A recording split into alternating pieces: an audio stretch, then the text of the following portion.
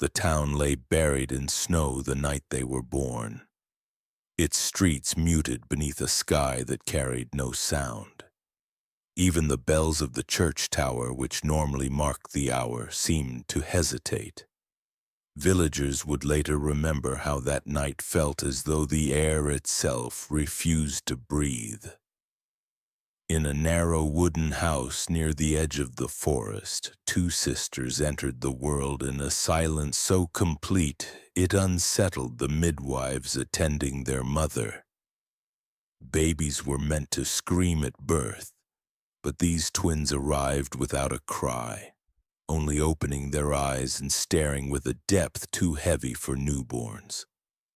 Some called it a blessing, others a curse. The women present whispered that children who did not scream belonged to a world not meant for the living. The midwife, a woman named Clara, wrapped them carefully in swaddling cloth, but her hands shook. She would later confess, though only to her priest, that when she looked into their eyes, she felt not life beginning, but something old returning. Their mother, pale and drained, asked if they were healthy. Clara nodded, though her voice caught. Healthy, yes, but touched by a strangeness she dared not name. The father, a stoic man of little imagination, took pride in having two daughters born strong enough to grip his finger with force.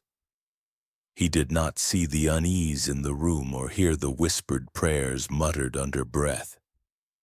He only saw the continuation of his family line. Outside, the snow piled deeper, pressing against windows and silencing the streets. Neighbors who visited the following day brought bread and wine, but they left quickly. Each claimed the house felt colder than the air outside, though the hearth burned bright. One neighbor, an old woman known for her sharp tongue, muttered that the twins had switched souls before their first breath.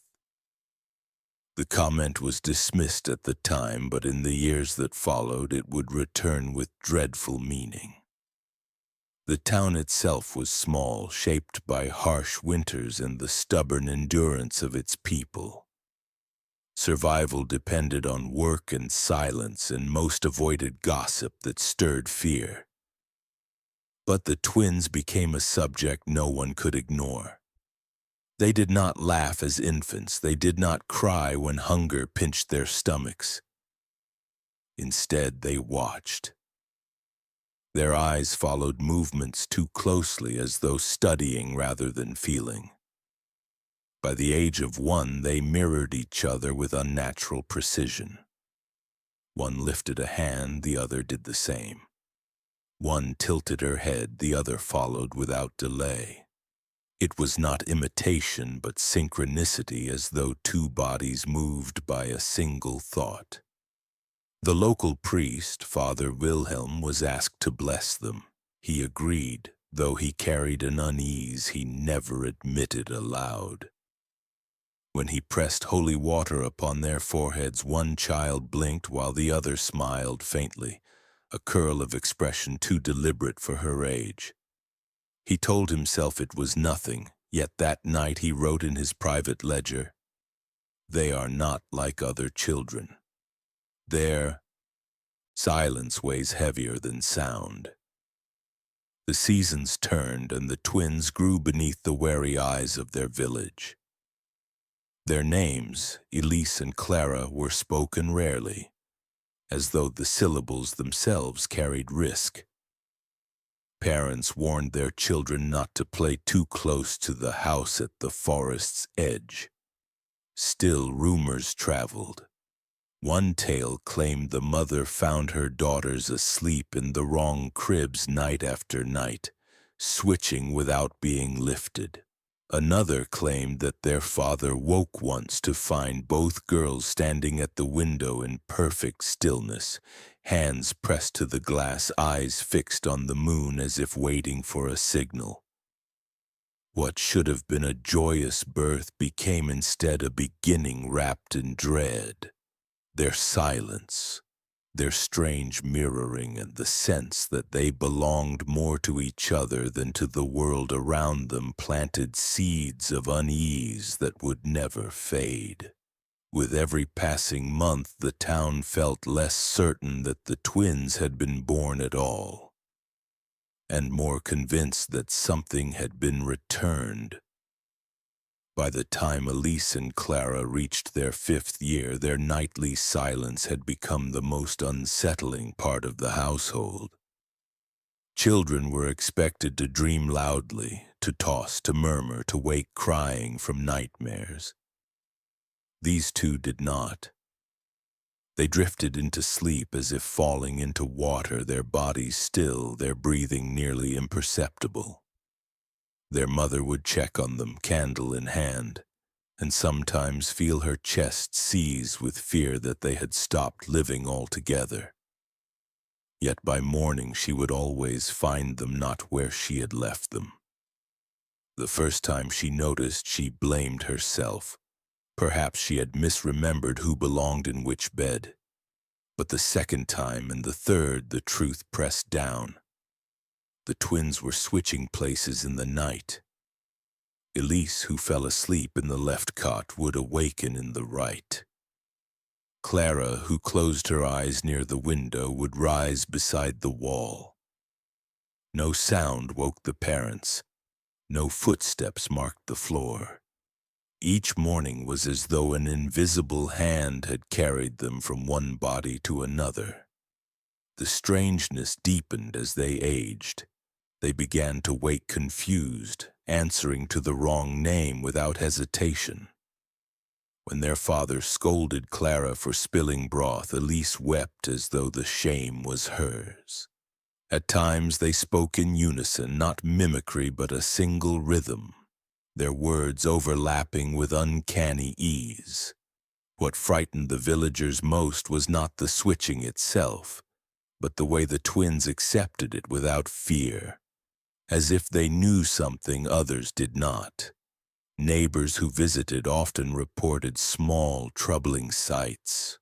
Once the carpenter's wife swore she saw both girls asleep in the same bed, limbs twisted together in impossible symmetry, their chests rising and falling at opposite times, as though one breathed in what the other exhaled.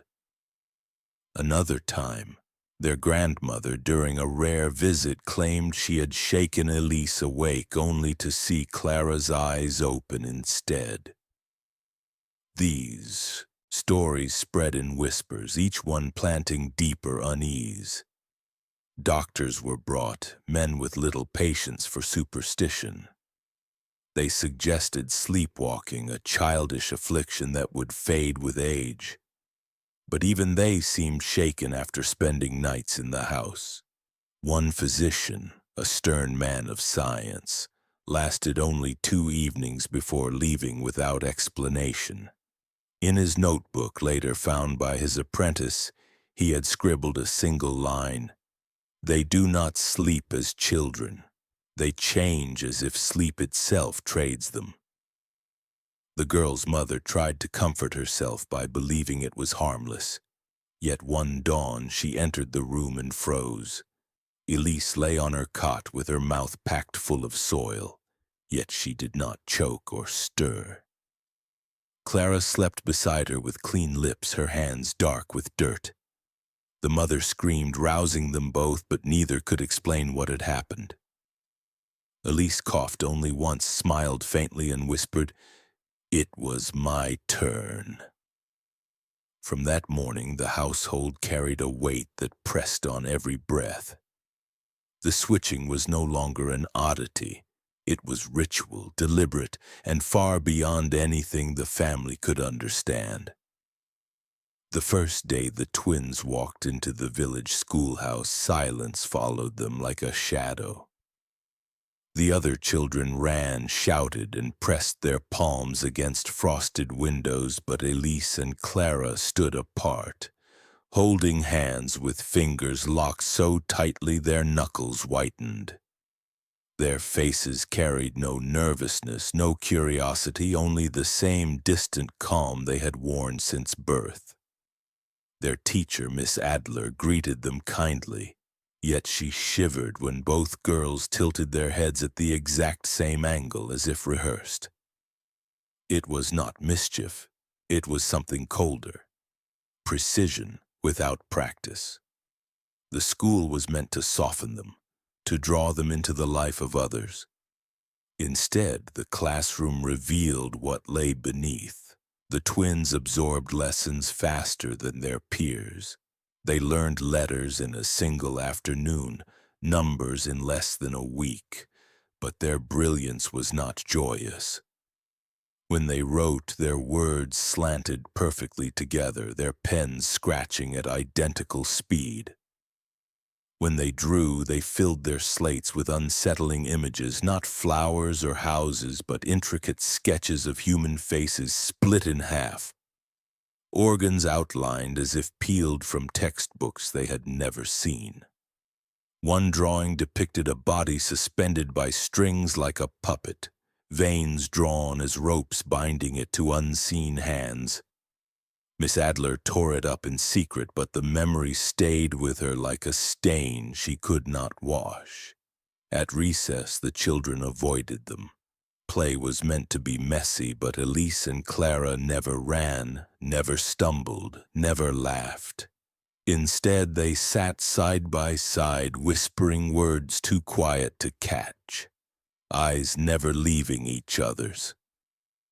Once a boy tossed a stone in their direction, jeering. Clara did not flinch. Elise did not blink. Instead, both turned to him in perfect unison, their stares so unbroken he dropped the next stone and fled. By winter's end, rumors spread. Children claimed the twins spoke in their dreams, voices calling names from the corners of darkened rooms. One girl insisted she had woken to find Elise at her bedside, though the child had been locked in her home all night. When pressed, the twins said nothing. Their silence was heavier than denial. Miss Adler, torn between duty and fear, began documenting what she saw. Her notes were clinical, yet her words betrayed dread. She wrote of how the girls finished each other's sentences, how they solved problems before she asked, how they seemed to know the answers to questions not yet posed. More troubling were the drawings.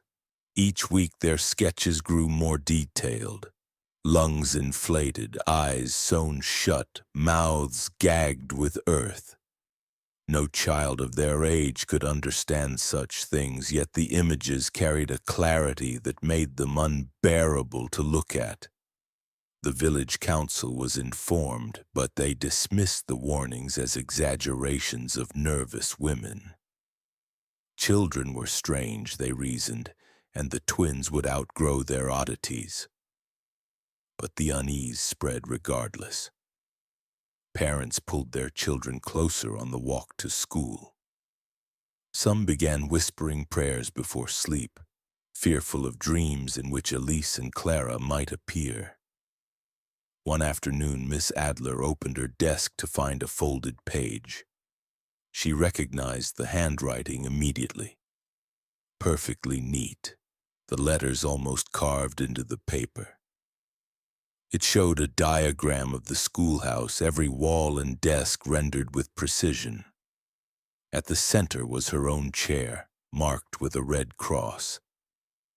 No one had seen the twins place it there, yet when she looked up, both were staring directly at her, faces calm, hands folded on their laps. That night, Miss Adler burned her notes and locked her doors, but she knew what others refused to admit. These were not merely strange children. Something had already begun to grow inside them, a knowledge too dark for their age, a hunger that words could not name. And the school, with its books and lessons, had not tamed them. It had only given them sharper tools to shape the shadows they carried within. The first death in the village was not of a person, but of a creature loved as family. A farmer's dog, loyal and harmless, vanished one evening as the sun fell behind the hills. At first, no one worried. Animals wandered, they returned. But when the farmer searched the woods at dawn, he found the dog laid out with deliberate care. Its body had been split cleanly along the center, organs removed without damage, each placed in jars that glistened like jewels in the frost. The heart floated alone in clear liquid, suspended as though meant for display. No predator could have done this. It was the work of hands that understood not only anatomy but ritual. The jars were found arranged in a circle, every container positioned with geometric precision. In the center lay the dog's empty body, eyes wide open as though forced to watch its own dismantling. The farmer fled in horror, clutching his chest, but his cries drew the villagers. They gathered in silence, staring at what looked less like cruelty and more like ceremony. Children were pulled back. Women crossed themselves. Men muttered prayers. Yet no one dared speak the suspicion already forming. This bore the mark of Elise and Clara. That same morning, their mother awoke to find dirt streaked across the kitchen floor and jars missing from her pantry. She said nothing, too afraid of what such knowledge would demand. She washed the floor in silence, but as she scrubbed, she noticed symbols scratched faintly into the wood. Circles intersected by crosses, the same shape seen in the woods. She told herself it was childish scribbling. Still, her hands shook as she tried to erase them. When villagers whispered, they spoke of the twins' drawings in school, of lungs and veins sketched like maps. They remembered the way the sisters stared too long at moving animals, not with curiosity but calculation. Miss Adler herself, upon hearing of the dog, locked her desk and prayed through the night. The children avoided the twins at school altogether, but Elise and Clara never seemed troubled. They sat calmly, hands folded, their faces serene, as if the silence of the village only confirmed what they already knew. That fear was power. The dog's remains were buried in haste, but unease lingered. The jars of preserved organs were never recovered, and some swore they saw candlelight flickering in the twins' house at hours when no lamp should burn. Others spoke of soft chanting drifting through the snow, a sound too faint to place yet too precise to be dismissed. It was the beginning of something darker. The villagers wanted to believe it ended with an animal. They wanted to believe the girl's oddities would fade. But the ritual in the woods was not an accident. It was practice, the careful rehearsal of hands that had only just begun to learn what they were capable of. And soon, what they practiced on the innocent would spread to the living. The twins' home began to change before anyone outside noticed. What had once been an ordinary farmhouse slowly turned into a labyrinth of secrets. Behind the wallpaper in their bedroom, their mother discovered faint carvings. Shapes that resembled circles intersected by lines repeated again and again. When she tore away more paper, she found not a child's scrawl, but entire walls covered in patterns too exact to be random. The father dismissed it as mischief, but she felt the air shift in those rooms as though the very walls listened. In corners of the cellar, jars appeared. Some were filled with cloudy liquid that gave off a sour smell, others with feathers, hair, or bones too large to belong to any small animal. Their mother, terrified of what these collections meant, began quietly removing them, only to find new jars the next week.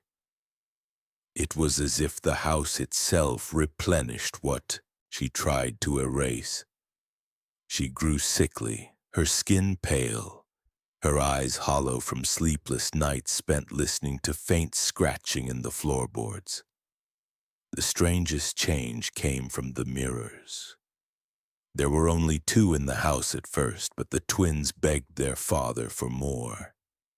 He thought it harmless, a childish vanity, and soon small mirrors appeared in every room. Yet when visitors came, they noticed something disturbing. The reflections did not always align. A guest swore she saw Elise smile in the glass while standing stone-faced in reality. Another claimed Clara's reflection blinked out of rhythm. These whispers spread quickly and fewer people entered the house. One evening their aunt came to stay. She was a stern woman who never feared superstition.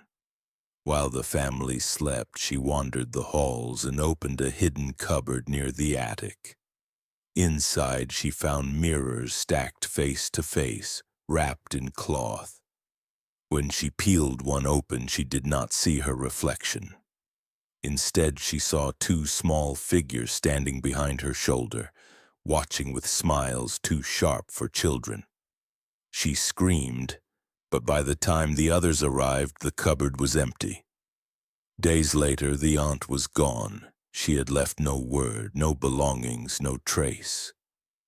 The family insisted she must have returned home in the night, but her house remained locked and untouched. The villagers whispered that the mirrors had taken her, that she had been drawn inside and trapped in their shifting glass. No one dared confront the twins, yet their silence became unbearable. Wherever they went, it seemed they carried the house's weight with them, a growing presence of cold glass and watchful eyes. The farmhouse became known as the House of Mirrors, though never to the family's face. Curtains were drawn whenever they passed, and even the priest refused to cross the threshold. Inside, Elise and Clara seemed calm, unbothered, as if the house itself had accepted them more fully than the town ever would. The jars, the symbols, the mirrors, all pointed to a truth no one dared to speak aloud. The home was no longer a shelter. It was a vessel preparing them for what was yet to come. By their 10th year, the strange sleep of Elise and Clara turned from eerie to terrifying. What had once been quiet exchanges of beds became mornings marked by wounds. Their mother discovered bruises on Elise's arms that looked like fingerprints pressed too hard into her skin, though Clara bore none. Another time, Clara awoke with deep scratches across her back, raw and bleeding, while Elise slept peacefully with spotless flesh. When asked what had happened, both girls only shrugged, their faces unreadable, their silence heavier than denial. The parents tried locking the girls in separate rooms, but each dawn revealed the same outcome.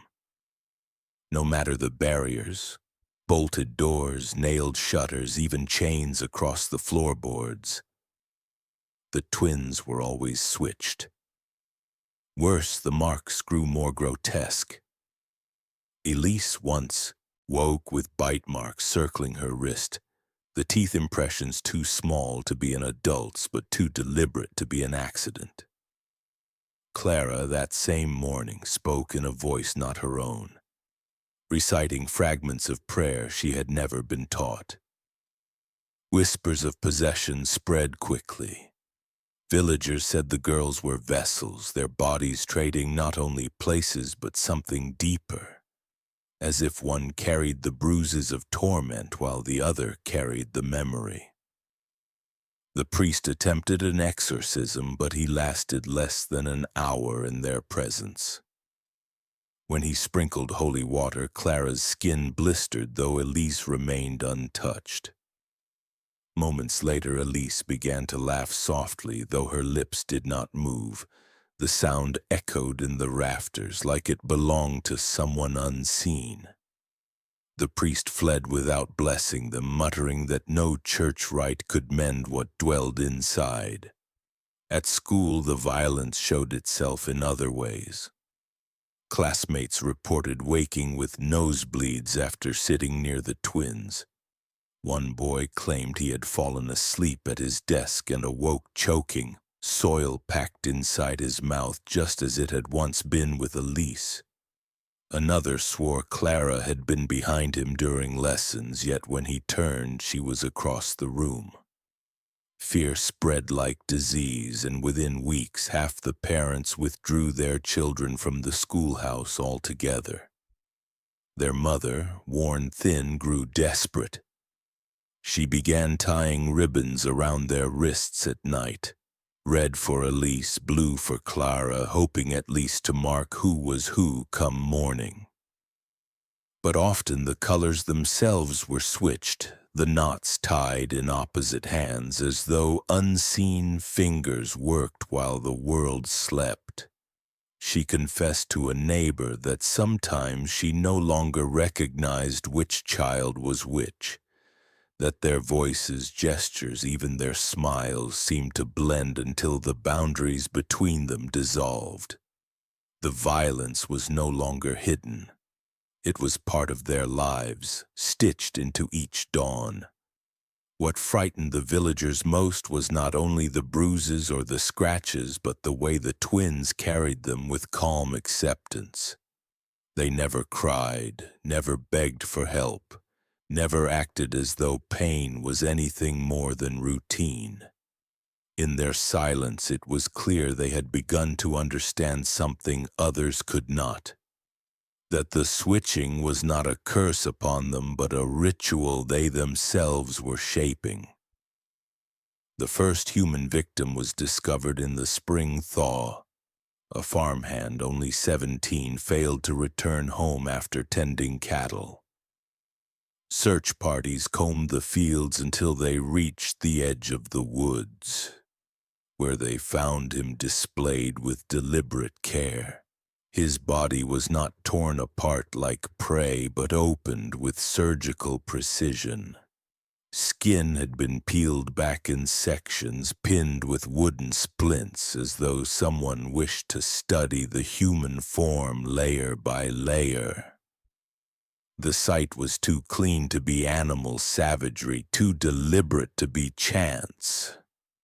It was method, learned through practice.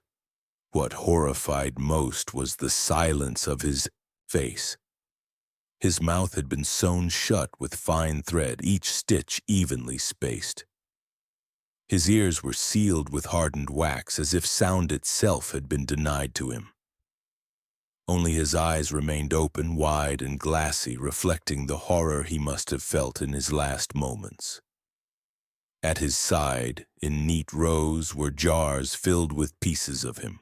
Strips of muscle floating like ribbons, blood siphoned as though measured. Whoever had done this did not kill for frenzy. They killed to catalog. The villagers knew, though they dared not say, who carried such knowledge. Elise and Clara had been seen in the fields days earlier, their skirts muddied, their hair tangled with straw. When asked, they said nothing, only tilting their heads in unison, eyes locked on the questioner until he turned away. That silence was louder than any denial. The killing did not stop with him. In the weeks that followed, more victims vanished. Each one returned to the village in displays that grew increasingly elaborate. One woman was found with her ribs carefully pried open like a book, each bone numbered in chalk. Another man was discovered hung upside down, his veins threaded with string. His body transformed into a grotesque instrument that swayed in the wind. There was no rage in these acts, no randomness. Each was an experiment in control, as if pain itself was being mapped, each victim another page in the twins' dark study. Whispers spread of how the twins lured their victims. Some claimed Elise would ask for help carrying bundles of wood, her voice soft, her face innocent while Clara waited unseen. Others swore they both stood silent at the forest's edge, staring until curiosity drew the foolish closer. However they chose, the end was always the same: a body drained, dissected, and displayed as though part of a growing collection. What unsettled the village most was not only the cruelty but the order. Every cut was exact, every stitch deliberate, every organ placed as though following a plan too rigid to be improvisation. This was not madness, it was design, a ritual of flesh and silence. And through it all, Elise and Clara remained unchanged. They attended school with clean hands, walked to church in pressed clothes, and sat quietly in their pew while sermons thundered about sin. No guilt stained their faces, no tremor shook their hands. The killings seemed less like crimes to them and more like lessons. Lessons they were perfecting with each new body laid open beneath their careful hands. The disappearance of Father Wilhelm unsettled the town more deeply than the earlier killings. He had been one of the few willing to confront the twins, the only voice that dared to name their silence as something unnatural. When he failed to appear for Sunday service, suspicion fell quickly. His home stood empty, his Bible still open on the desk, his coat hanging neatly by the door. Only his rosary was missing. The villagers searched for him through fields and forest until one evening a group of men returned pale and broken, carrying word of what they had found. Deep in the woods, beneath the roots of a fallen oak, Father Wilhelm's body had been left as if prepared for a sermon no one wished to hear. He was suspended upright, his arms outstretched in grotesque imitation of a cross. His chest had been opened with surgical care, not torn but parted, exposing lungs that did not lie still but hung inflated, as if air had been forced into them long after life had fled. Tubes of reed and animal gut protruded from his mouth, arranged in a crude system that allowed his lungs to swell and deflate in rhythm. To those who discovered him, it looked as though he still breathed, his chest rising with a mockery of life, each movement hissing like a whisper too faint to understand. The horror did not end there. Around him were scattered drawings sketched on pages torn from his own sermons. They depicted human figures with hollow chests, lungs removed and placed outside the body, tethered by tubes like instruments. Each figure bore a caption in a child's neat handwriting. "The breath belongs elsewhere." Some villagers fainted at the sight. Others fled the woods, refusing to speak of it again. But the truth could not be hidden. This was not random brutality. It was a ritual. One that sought to capture life not by ending it, but by reshaping the very act of breathing. Rumors spread like fire. People whispered that the twins were learning to steal breath, to pull the air from their victims and make it their own. Children claimed to see Elise exhale clouds in the dead of summer, or Clara hold her breath for impossible lengths without turning pale. Mothers clutched their children tighter, fearful that even sleep might allow the twins to take something from them. Yet through it all, Elise and Clara appeared untouched by suspicion. They walked the streets calmly, their faces as serene as ever, eyes locked in a private world no one else could enter. At school, Miss Adler noticed changes. During lessons, both girls began sketching lungs in their books, perfect replicas of what had been found in the woods. Once, Elise blew softly onto a feather, and it did not fall but hovered unnaturally in the air, as though caught in a current unseen. Clara smiled faintly, and Miss Adler slammed the book shut, too frightened to confront them. Later, she burned the drawings in her stove, but the smell lingered in her house for days, sharp and metallic, as though fire itself resisted consuming them. The villagers debated what should be done, but fear held them silent. To accuse openly was to invite retribution, and by now everyone believed the twins were capable of anything. They had moved beyond cruelty into a realm that felt almost supernatural, where ritual and science blurred into something no one understood. It was no longer only bodies they shaped, but life itself. That summer, the wind in the village took on a strange quality. At night, some swore they heard voices carried in the breeze. Voices of the dead, whispering words they could not comprehend. Doors were bolted tighter, windows sealed, yet every dawn the air inside homes felt heavier, as though someone else had already breathed it first. People began to wonder if the twins' rituals had stretched beyond the woods, if the very act of drawing breath had become part of their dark experiment. And still Elise and Clara remained calm, their faces unmarked by fear or remorse. They had shown the town something it could not unsee, that breath itself, the most basic proof of life, could be stolen, manipulated, and turned into ritual. The anatomy of pain had given way to the anatomy of life, and for the first time the villagers realized with dread that the twins were not simply killing, they were learning. After Father Wilhelm's grotesque death, the village leaders finally acted. The council declared that Elise and Clara could no longer remain together. If their bond was the root of this terror, then severing it might weaken whatever force bound them. In secret, late one storm-laden night, soldiers arrived at the farmhouse. Their parents protested, but their pleas were drowned beneath orders barked with trembling voices. The twins were torn apart.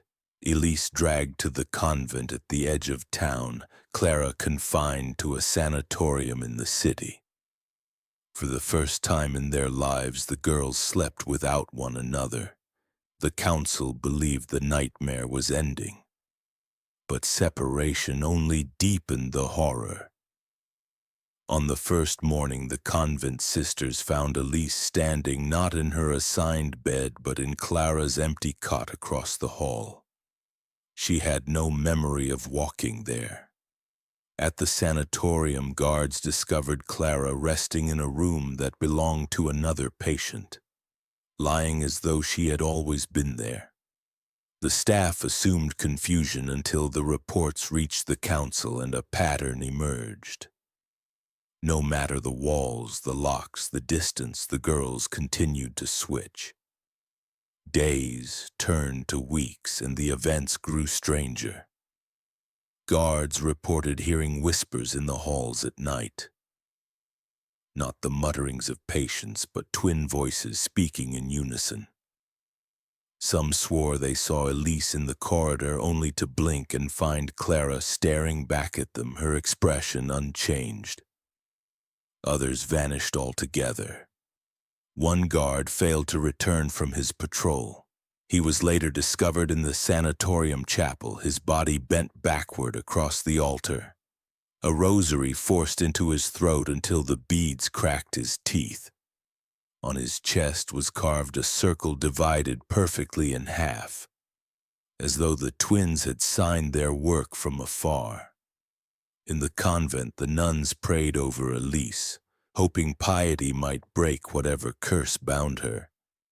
But prayer seemed only to agitate her body. At night she writhed in bed, eyes rolled white, whispering Clara's name through clenched teeth.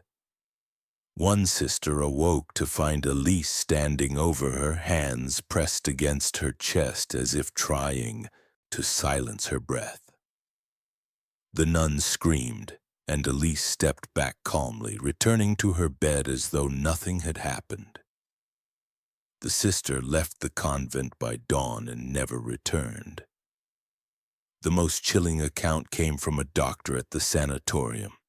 He claimed he locked Clara in a padded room, bolting the door himself. Hours later, when he returned, she was gone. Searching the building, he found her lying in the infirmary beside Elise, who had been brought there after collapsing at the convent earlier that day. The girls were side by side, hands clasped, their breathing synchronized. No one could explain how either had crossed the distance, but the staff swore it was not human movement.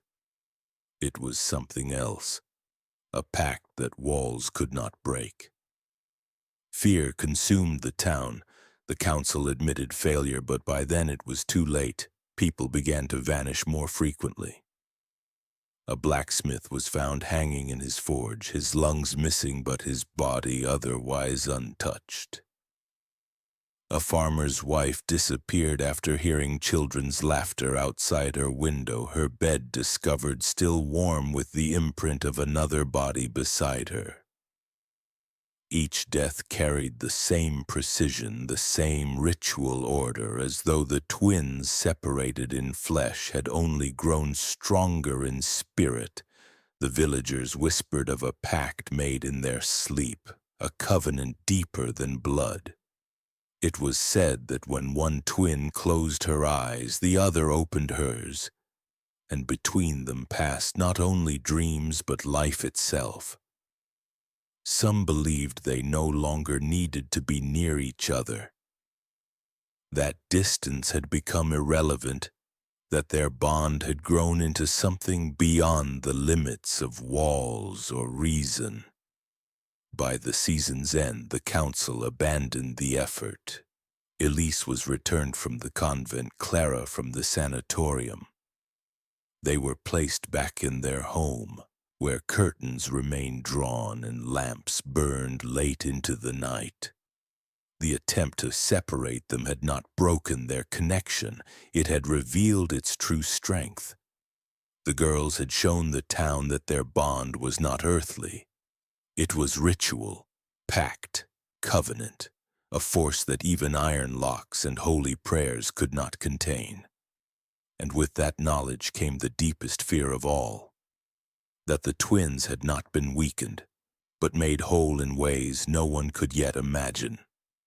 The truth of the twins' purpose came to light not through confession, but by accident. It was autumn when a group of gravediggers preparing new plots near the cemetery struck hollow ground beneath their shovels.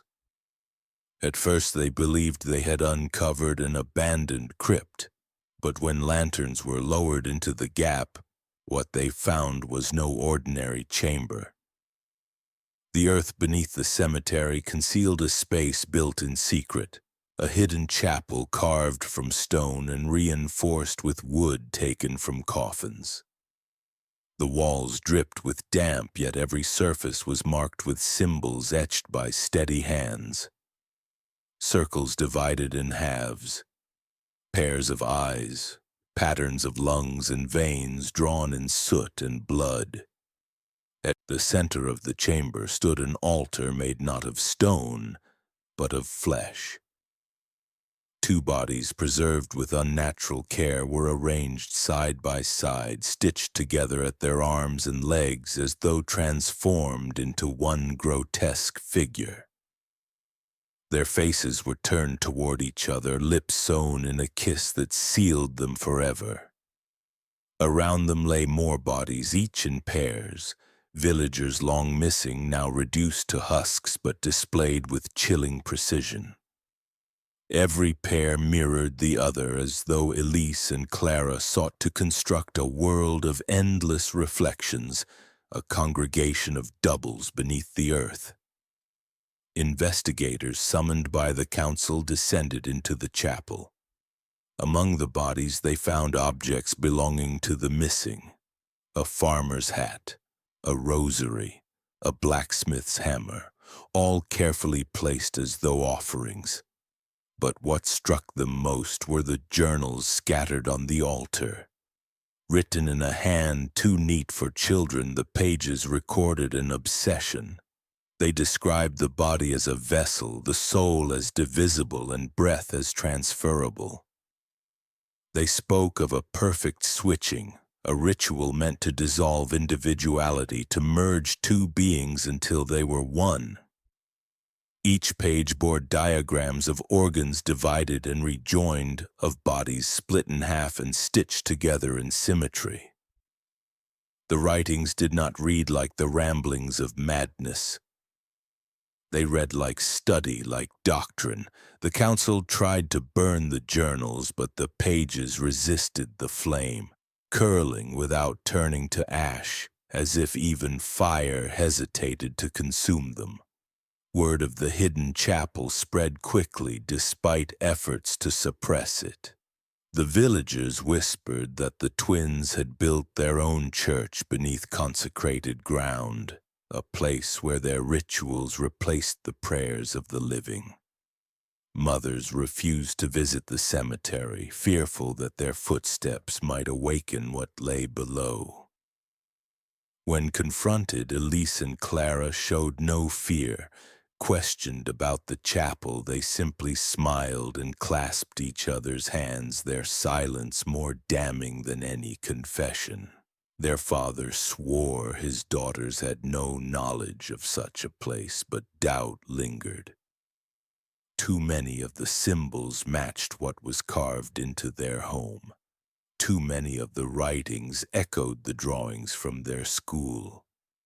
One investigator, unable to sleep after days spent in the chamber, confessed to hearing voices in his dreams, twin whispers calling him by name, urging him to descend again into the earth. He left the village before dawn, abandoning his family never to be seen again. Others followed, fleeing rather than risk becoming part of the twins' growing collection. The chapel was sealed with stone, the entrance buried beneath layers of earth. But the town knew such measures were only temporary.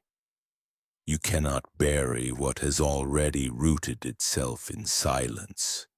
The twins had shown them their sanctuary, their philosophy, their future. And the villagers, no matter how deeply they shoveled, could not shake the dread that the ground itself still breathed with the rituals performed below.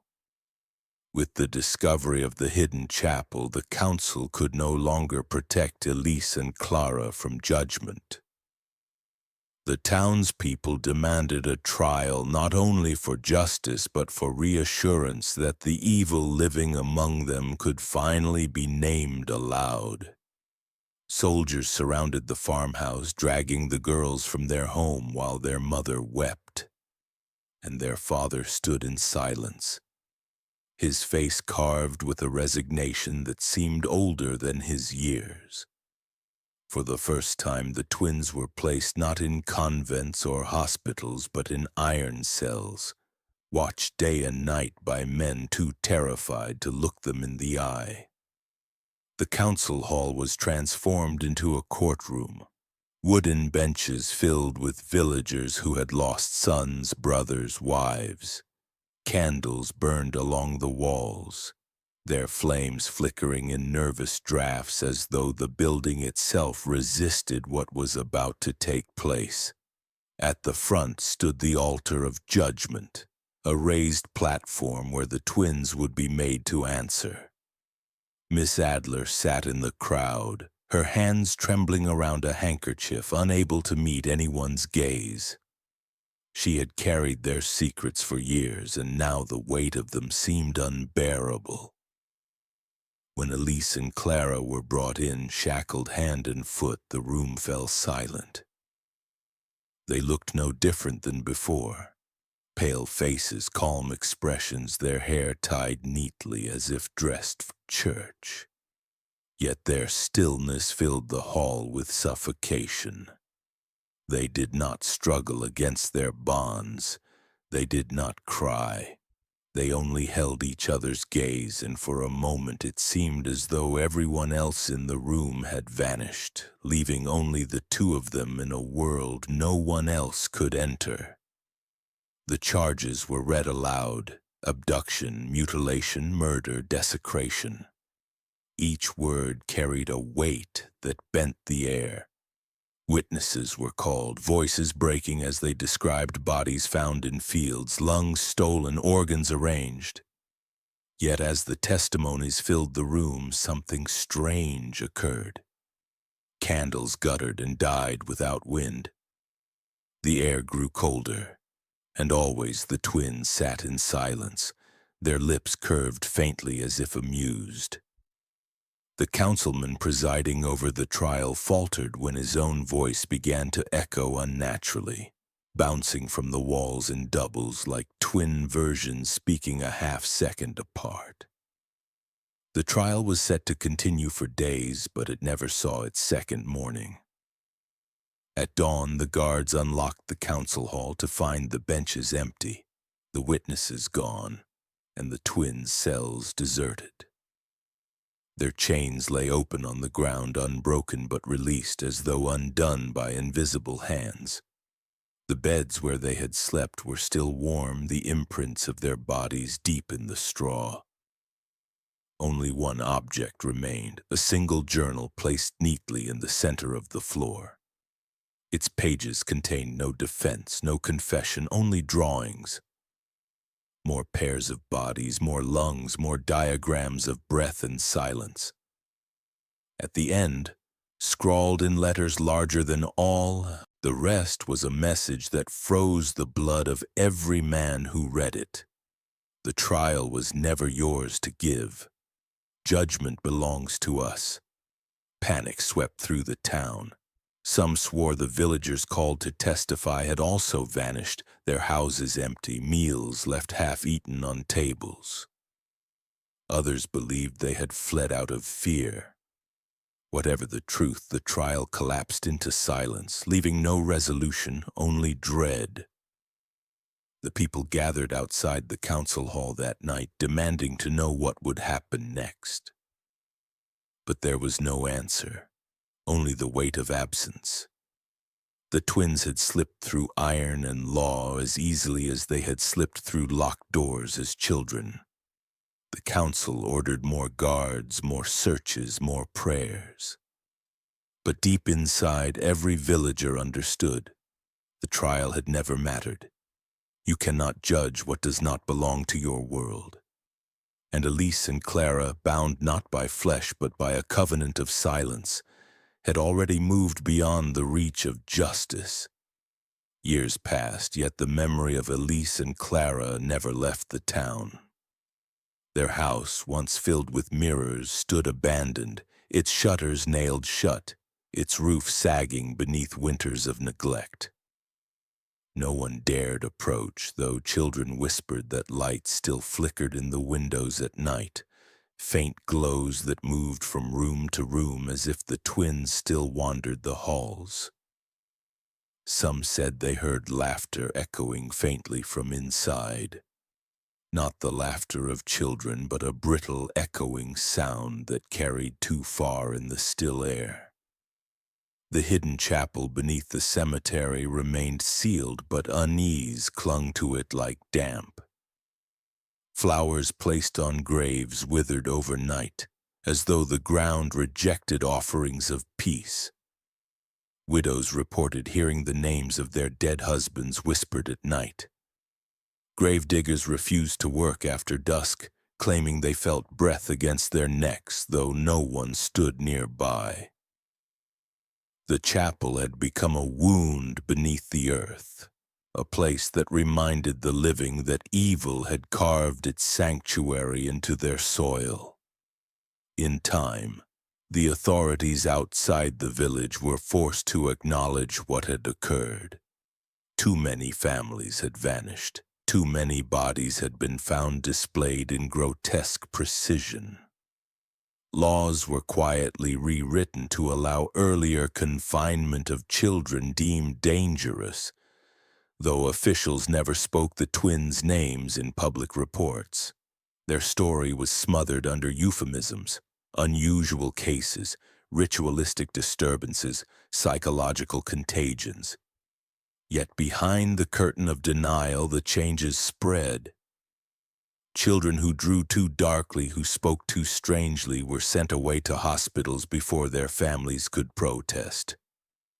Institutions swelled, and whispered in their halls was always the same fear. Another pair might exist. The town itself withered. Families moved away, unwilling to raise children beneath a history that refused burial. The schoolhouse closed, its windows boarded, its walls still etched with faint scratches of lungs and veins, left behind in abandoned notebooks. The church bell cracked one winter and was never repaired, as if even faith itself had fractured under the weight of what had been witnessed. Only a small stone memorial was raised at the edge of the cemetery, a gesture toward remembrance. It bore no names, no dates, only an inscription. For those who were taken. Every year flowers were laid there, but just as quickly they turned brittle, the petals curling as though touched by frost even in summer. For those who remained, life was lived in silence. Parents taught their children never to speak of the twins, as though forgetting could keep the darkness from returning. Yet forgetting was impossible. Too many had seen with their own eyes, too many had felt their breath stolen in dreams. Miss Adler, old and near death, confessed to her surviving sister that she still woke some nights to find drawings scattered on her floor. Fresh sketches of bodies divided and rejoined in a handwriting she had not seen for decades. She burned them each time, but always they returned. The legacy of Elise and Clara was not written in law or carved in stone alone. It was written in the habits of fear, in doors bolted tighter, in mothers checking their children's beds twice each night. It lived in the silence that spread at the mere mention of their names. Silence heavier than words. And though the world beyond moved on, crafting new explanations and new lies, the people of the village knew the truth. The twins had never been defeated. They had simply stepped back into the shadows, waiting. Every breath drawn in that town carried the memory of their rituals. Every silence echoed with their presence. And every child who mirrored a sibling too closely, or woke in the wrong bed, or laughed in two voices at once, was enough to remind the living that fear was not only legacy, it was inheritance. Time dulled the memory of many tragedies, but not this one. Even decades later, Elise and Clara remained a shadow stretching across generations. Scholars, priests, and doctors all tried to explain them away. Possession, rare disease, hysteria, mass delusion. Yet none of these theories could erase the evidence that remained. The journals, the preserved jars, the sealed chapel beneath consecrated ground. Their story resisted closure, as if silence itself guarded it from being buried. What unsettled the survivors most was not what the twins had done, but how they had done it. They did not rage. They did not stumble through madness like so many killers in stories told to children. They were calm, methodical, as though each act of cruelty was a task completed in quiet order. To look into their eyes was not to see frenzy but certainty. They had revealed something most could not bear to admit. Evil does not always shout. Often it waits. It learns. It grows in stillness. In later years, researchers stumbled across fragments of their writings smuggled out before the council ordered their destruction. These fragments described a philosophy as chilling as it was precise. The body was merely a vessel. Pain was a tool of measurement. Breath was the only proof of life and therefore the only true currency of power. Their goal, written without hesitation, was nothing less than the erasure of individuality. They believed that perfect unity could be achieved not through love nor through faith, but through the forced merging of body and soul. Switching, as they called it, was not a curse. It was their form of salvation. Even without the girls themselves, this philosophy poisoned the air. Families lived with paranoia that their children might carry some trace of the twins' nature. Institutions used their case to justify laws that stripped freedom from the strange or misunderstood. Entire towns began to watch their youth with suspicion, searching for signs of unnatural silence, of mirrored gestures, of sleep that was too deep. In this way, the twins' legacy continued not as memory but as policy. Fear had become law, and yet beyond the surface the deeper wound lingered. In dreams, many claimed to hear them still. Twin voices whispering, calling out names. Travelers who dared pass through the abandoned town spoke of feeling followed as though eyes moved just beyond sight. Some swore that mirrors in old houses showed not one reflection but two, faintly layered together, blinking a half-second out of rhythm. The absence of proof was no comfort. If anything, it made the silence heavier. What does it mean, then, to live in a world where such evil can exist? Where innocence can be a mask, where childhood itself can be the vessel of something so calculated, so deliberate? Perhaps the greatest horror of Elise and Clara was not what they did, but what they revealed. That evil does not need chaos. It can live in order and routine in the quiet spaces where no one looks closely enough. It thrives not in noise, but in silence. The stone memorial by the cemetery still stands. People rarely approach, but when they do, the air grows strangely cold. Flowers placed there never last, their petals wilting within hours. It is as though the ground itself remembers. And each year, on the night of their birth, locals claim to hear faint breathing beneath the soil. Two lungs rising and falling in perfect rhythm. The story of Elise and Clara ends not with their capture, not with justice, not even with their deaths. It ends with absence, with silence that breathes long after they are gone. And so the question remains for us, the living. What do we make of evil that hides in plain sight, that studies and waits, that does not shout but whispers? What if such silence is not past but future? What do you think? Could it happen again?